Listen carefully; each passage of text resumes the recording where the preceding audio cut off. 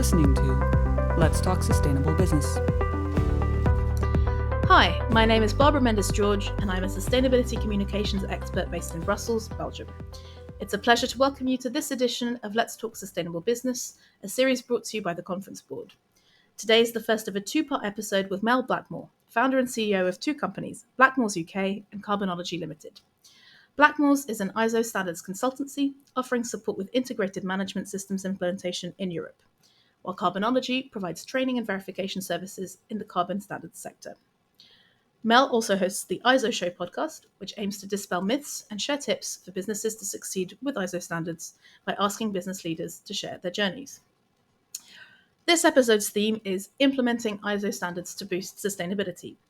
For the next two episodes, I'll be talking to Mel about carbon accounting, the role of ISO standards, and how verification can help companies on their sustainability journey. So what are ISO standards? They were developed by the International Organization for Standardization, which was founded to develop global standards for trusted goods and services to ensure the products you use daily are safe, reliable, and of high quality, and to guide businesses in adopting sustainable and ethical practices. ISO standards help organizations improve their processes, ensure the quality and safety of their products, and they also facilitate international trade by providing a common language and framework. Although ISO only provides standards, it doesn't perform certification. External certification bodies such as Blackmores and Carbonology can provide assurance that the product, service, or system in question meets specific requirements. And as carbon accounting becomes increasingly important on the road to net zero, and more companies are measuring their carbon emissions, increased scrutiny from investors, new regulatory requirements, and shifting consumer expectations mean that companies face new pressures to measure, disclose, and make progress to reduce their carbon emissions.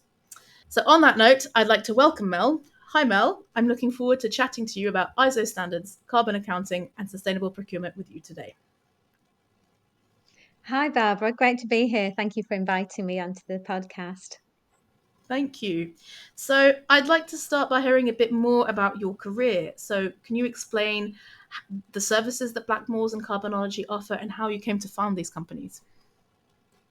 Yeah, so I've had a background in quality management originally, and that was in the city in London. And that was a career that I thoroughly loved, helping organisations to raise standards.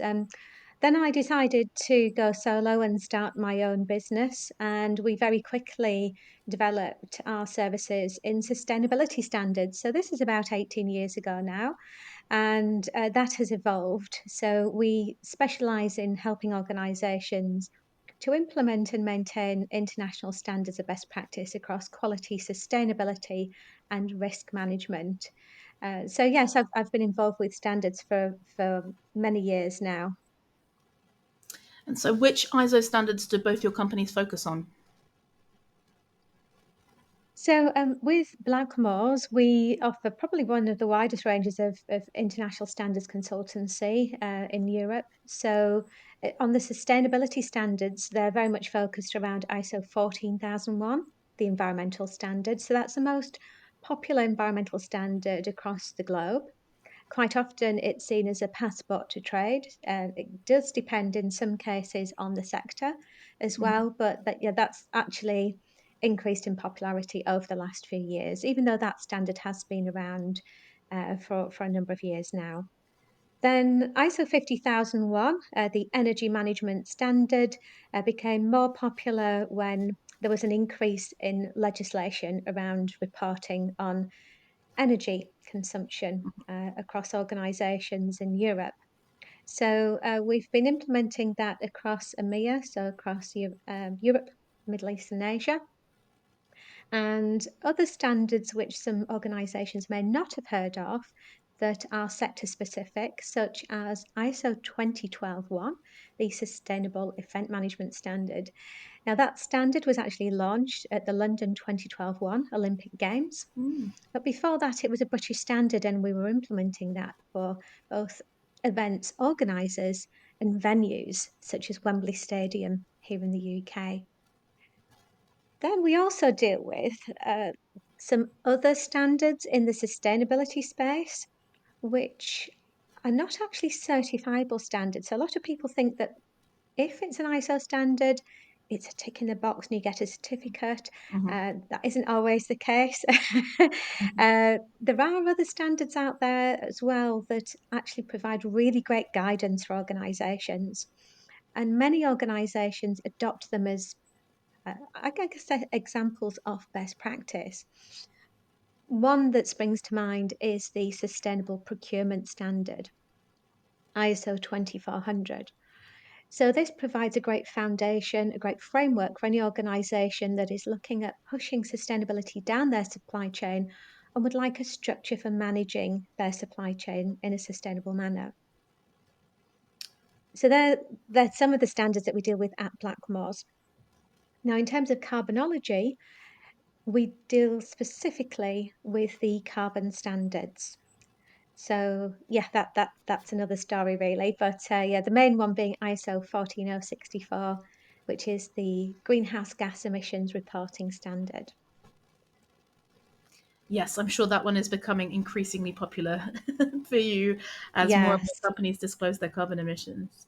Um, yes. so obviously, I introduced kind of what ISO standards were. You've outlined what you do at the company, but what role do you see ISO standards playing in a company's sustainability journey? Why have you chosen to focus your career on the ISO standards primarily? Mm. Well, standards have a critical role to play in helping organisations to achieve net zero without a shadow of a doubt. And also, many of the ISO standards are aligned with the Sustainable Development Goals. Hmm. So, for your listeners, if you go onto the ISO.org website and if you look up any particular standard that you may already have within your organisation, which could be, for example, a quality standard like ISO 9001, it will already identify which of the Sustainable Development Goals it is supporting and is in alignment with.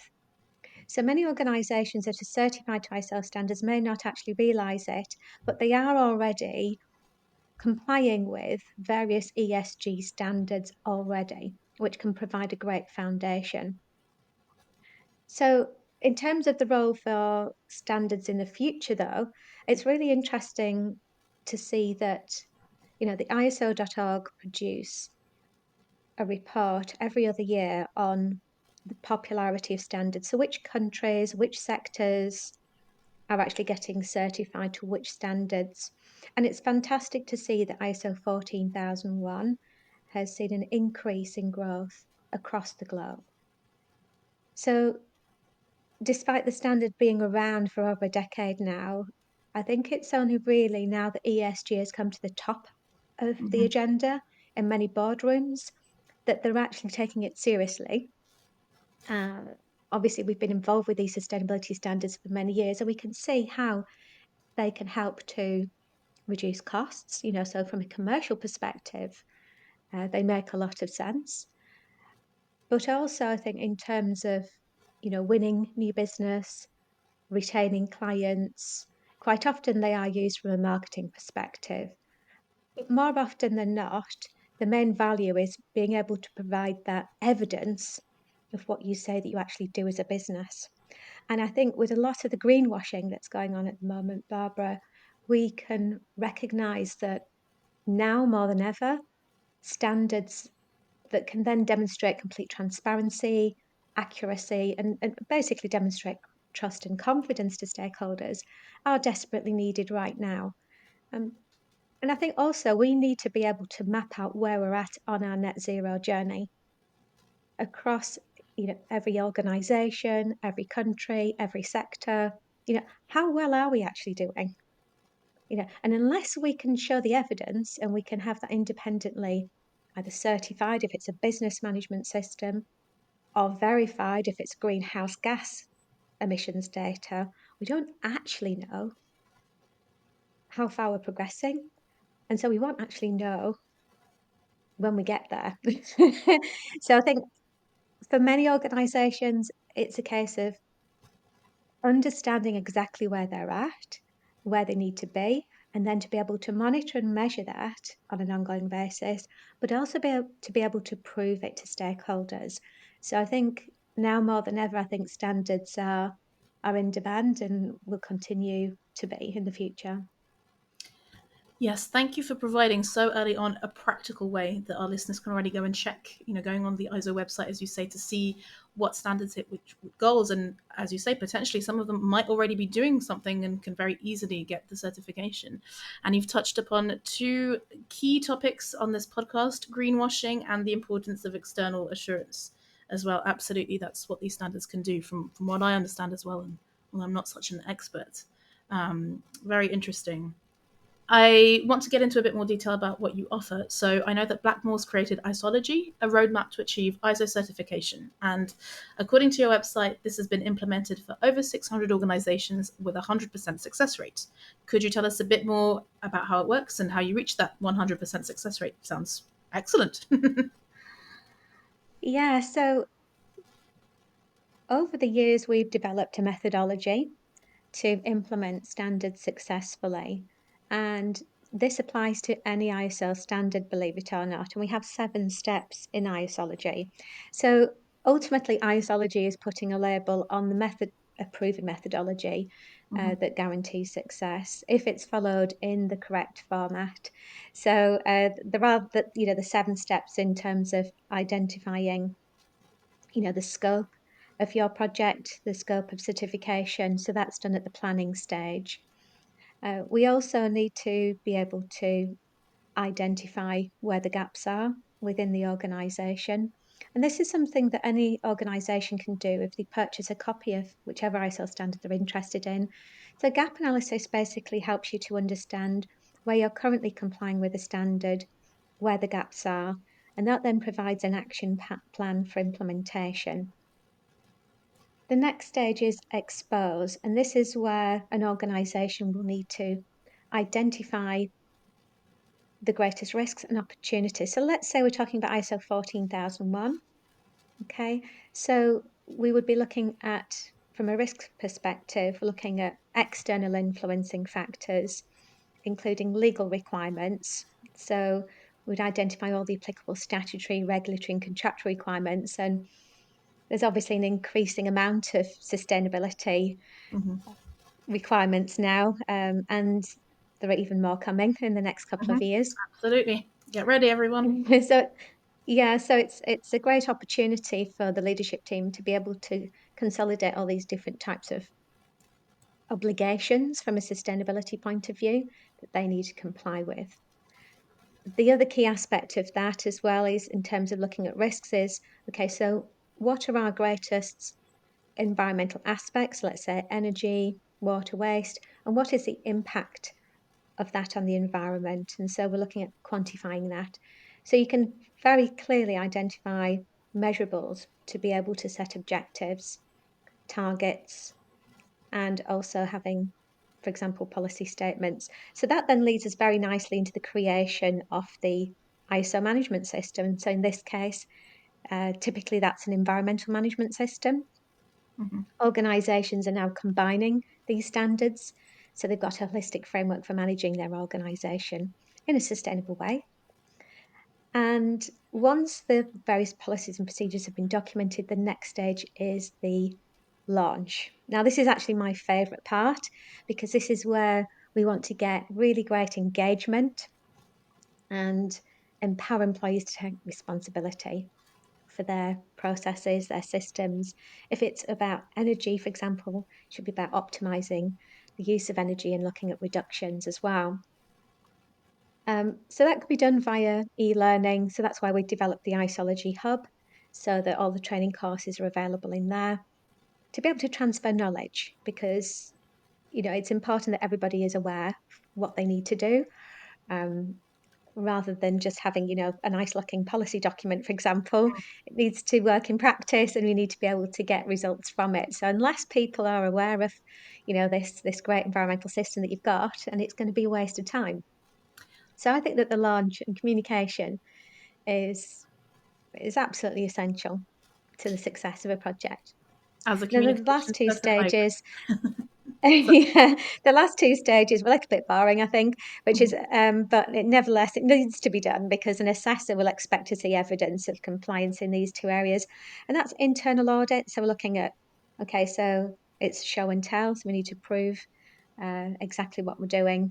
And then there is a management review part at the end, which you need to be able to ultimately look back at the gap analysis and see how far you've come, so you can then demonstrate to the board and also to your assessor and other stakeholders how far you've come, and basically proving your commitment, in this case, to environmental management. So there, I've just given you a very brief whistle-stop tour of the 7 steps in ISology, but the the core fundamental aspects of implementing an ISO standard are embedded within those 7 steps, and it just helps an organisation to, I guess, have the confidence and assurance that everything's in place before they commence their assessment.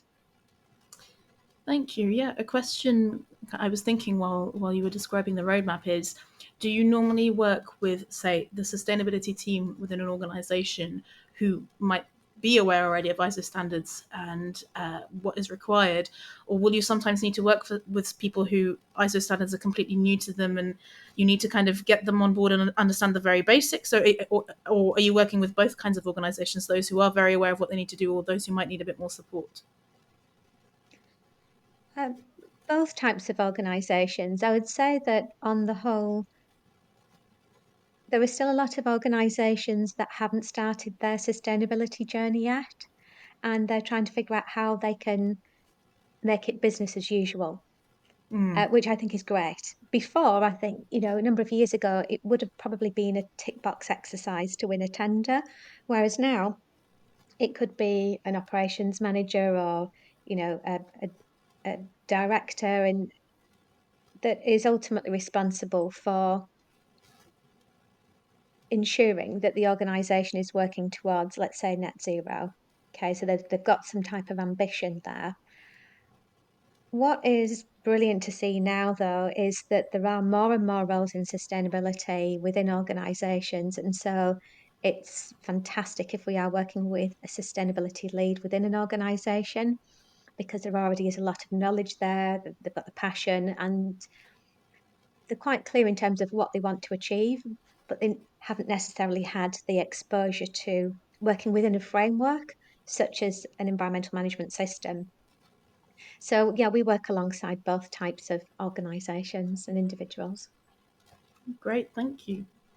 So, obviously, I mentioned that you created a separate company, Carbonology, to provide assurance for carbon emissions. So, can you tell us a bit more about it? Explain the Carbonology Hub that you launched last year, which, if I read correctly, is the world's first online roadmap to achieve carbon neutrality and verification to ISO standards? Yeah, sure. So, obviously, we're very passionate about sustainability standards at Blackmores. And when we heard about ISO 14064, the greenhouse gas emissions verification standard, we wanted to run a pilot to see how effective it was. So, we wanted to ultimately apply the controls from that standard to see what was a benefit compared to, let's say, ISO 14001 or ISO 50001. And we worked with a global electronics organization. So they had, so it's a great project initially to work with, because we were looking at different territories globally and what their sustainability, reporting requirements were in the different countries. And it was absolutely fascinating that we could basically focus through this carbon management lens to such a granular level of detail that it gave complete confidence, to that organization, that they were reporting in an ethical manner, and the methodology was completely transparent, and it was basically another level compared to like ISO 14001 and 50001. Um, Sorry, I'm getting carried away with talking about the standard now. I But asked. going back to your initial question, why did we, why did we start Carbonology, and to talk about the Carbonology Hub? So after the pilot, we advertised that we were basically offering services to this standard after we'd completed the pilot, because we basically, uh, we were happy that yes, this was going to be of benefit to our clients. and we could see the demand for it in the future. We track all of our inquiries, coming through the website, that sort of thing, and we could see that 14064 was just increasing in demand, and it was actually taking over ISO 14001 in terms of inquiries.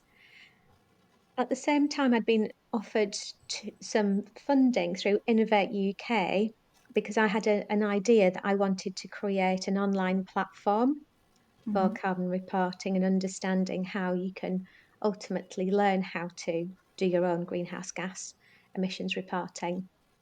And so the backing that we had from Innovate UK basically, I guess, encouraged me to then create a separate legal entity. And at the time, I felt that we needed a separate identity for carbon standards because of the climate emergency. Otherwise, I felt that it would have got lost as another standard within Blackmores, and it was something that, for me, it was something that I was very passionate about. In fact, I'm currently studying for a master's, even though I don't necessarily need the qualification. It's more out of curiosity than anything. It's a master's by research in the role that carbon standards play in achieving net zero. So that's something that I'm committed to over the next few years and learning and understanding more about, because it's a space that is really exciting. It's evolving at such a pace at a global level. So that's where Carbonology began. So we are based in London, and the Carbonology Hub is a place where you can go and learn more about ISO 14064. You can understand how to do your own greenhouse gas emissions reporting. We started out as consultants, obviously wearing my Blackmores consultancy cap. It was like, okay, great, we've done this, and we could see the benefits for organisations. However, in the last year or so, we've been approached to basically do the verification for organisations against ISO 14064. Now, we can't do both for the same company because there would be a conflict of interest.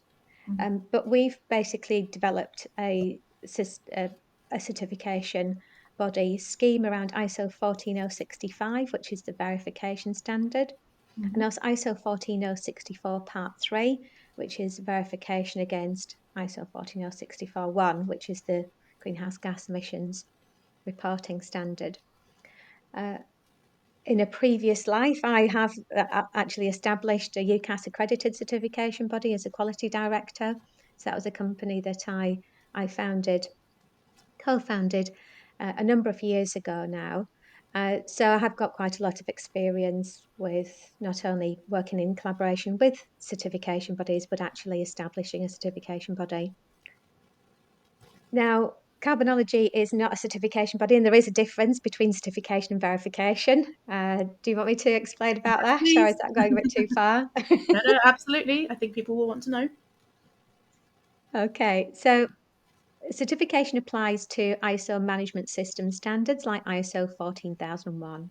Okay, so they apply to the business.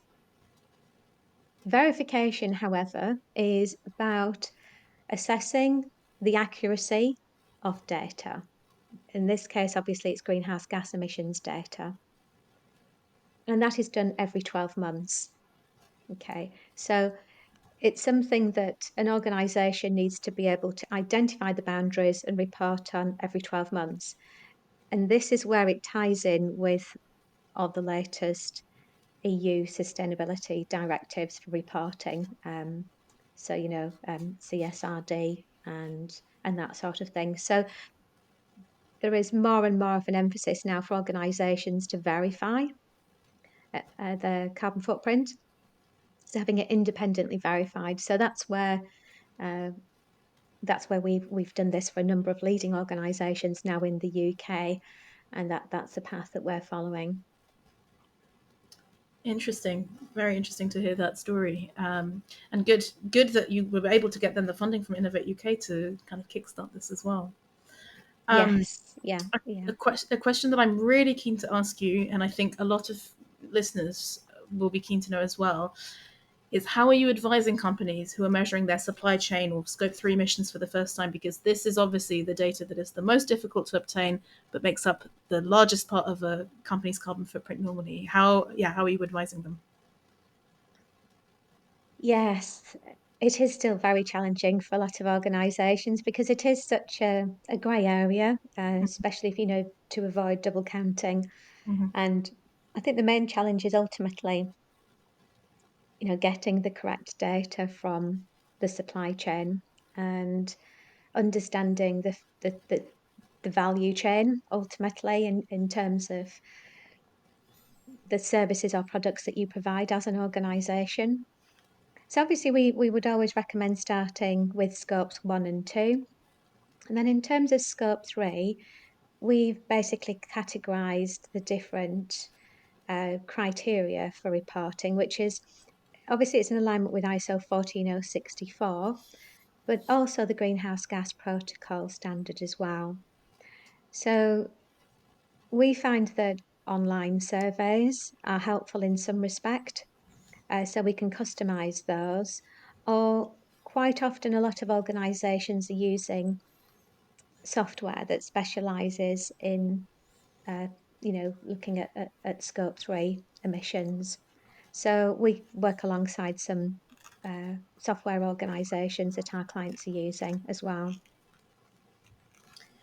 Thank you. Yeah, I think the earlier a company can engage with its supply chain more meaningfully when it comes to carbon emissions, absolutely the better. And yep, scope 1 and 2 emissions are obviously the easiest places to start, but scope 3 Yeah. is the big one. It is. And I think organisations need to realise that this isn't going to happen overnight. They do need to have a strategy. So it's interesting that one of the newer standards in the carbon standard space, ISO 14068, which is the Pathway to Net Zero standard, for the very first time we've seen within a standard is the terminology for ambition. And it's very actually descriptive in terms of what that ambition looks like in terms of short, medium, long term, and the number of years that organisations are looking at in relation to this. And I think organisations, again, you have to start somewhere, but don't worry about getting it perfect from day one. This is a journey for all organisations across all sectors, and I think it's best just to take a pragmatic approach to this and to do what is feasible to do within a period of time, but have that real level of commitment for the long term to see this through. And that's when you'll start to gain traction and you'll see improvements. And they might seem like they're tiny improvements, but actually when you take a step back and look over the last year or over the last 3 years, which is what a number of our clients are doing, they'll actually see that they are making significant progress, which is really rewarding. So thank you, Mel, for that positive notes to end on. It's good to start, and you don't have to be perfect. The most important thing is to start. Thank you for joining us today. This is the first of a 2-part episode, so join us next time for part 2. And thanks to our listeners. If you enjoyed this episode, please remember to subscribe to this podcast series and explore the entire catalogue of podcast programming from the Conference Board by visiting our website at tcb.org/podcasts. See you next time. That was Let's Talk Sustainable Business.